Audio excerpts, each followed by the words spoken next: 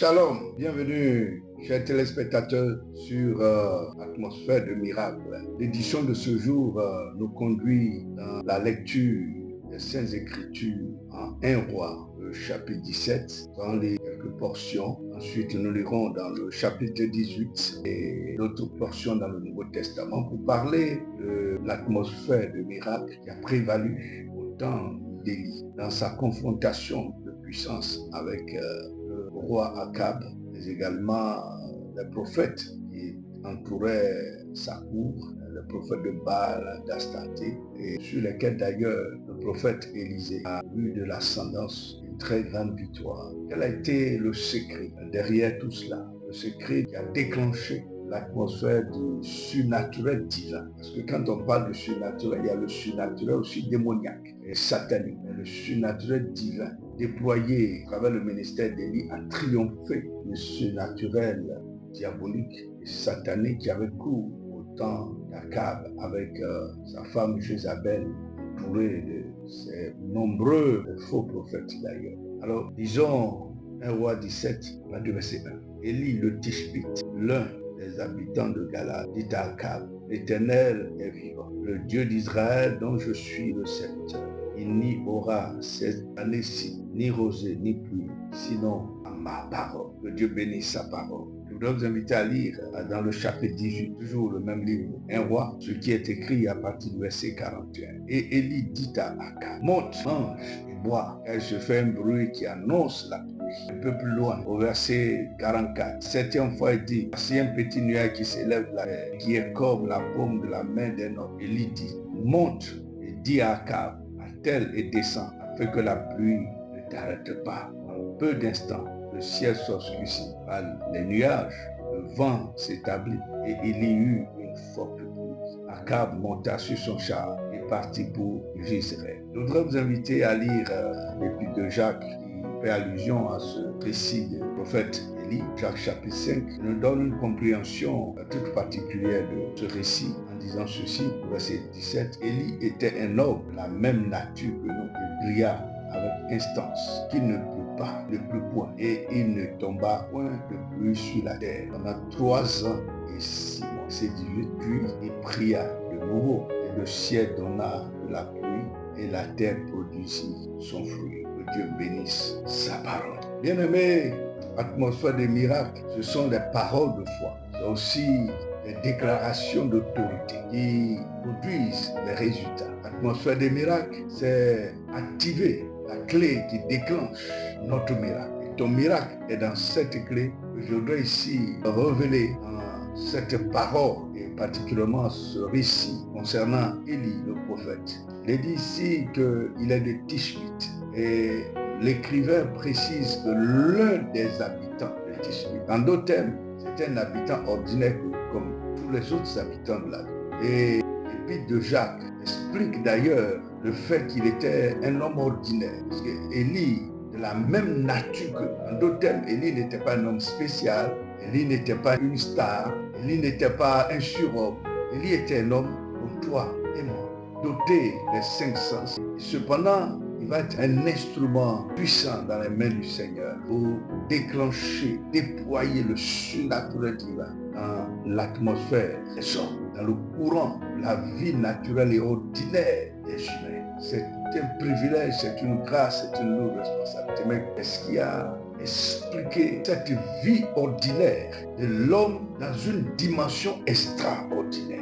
Qu'est-ce qui a pu expliquer cela? C'est pourquoi nous parlons ici de l'atmosphère de miracle. L'atmosphère de miracle, c'est quand l'ordinaire devient extraordinaire. C'est quand le divin rencontre l'humain et qu'il y a une transformation, qu'il y a une action de puissance qui se déclenche en faveur de l'accomplissement des buts rédempteurs de Dieu. Bien-aimés, nous comprenons ici que Élie a fait preuve de foi dans sa déclaration à Akab. Il apparaît à Akab comme ordinaire, mais ce qui sort de sa bouche et ce qu'il dit à Akab, le roi d'Israël de cette époque, ce qu'il lui affirme est hautement au-delà d'un pouvoir humain. Il fait une déclaration qui porte à croire qu'il est détenteur d'un pouvoir divin et que c'est lui qui commandite les temps et les saisons. C'est lui qui les contrôle. Que dit-il à Akab? Cette déclaration qu'il fait à Akab est très fort et très intéressant à repasser dans cette lecture que nous avons faite. Il fait cette déclaration d'autorité, de puissance en ces termes. L'Éternel est vivant, le Dieu d'Israël, dont je suis le serviteur. Certaines versions diront devant qui je me tiens.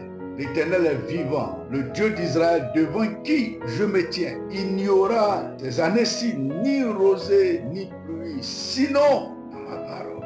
Cette affirmation, cette déclaration d'autorité révèle la force et la puissance du Dieu vivant qui parle encore aujourd'hui à travers les hommes, et ici particulièrement à travers la bouche d'Élie. Un homme ordinaire. Élie était sûr, il avait la certitude que la parole qui libérait allait s'accomplir. Et l'auteur des épîtres de Jacques nous dit que ce que Élie a dit a eu un effet palpable pendant 3 ans et demi.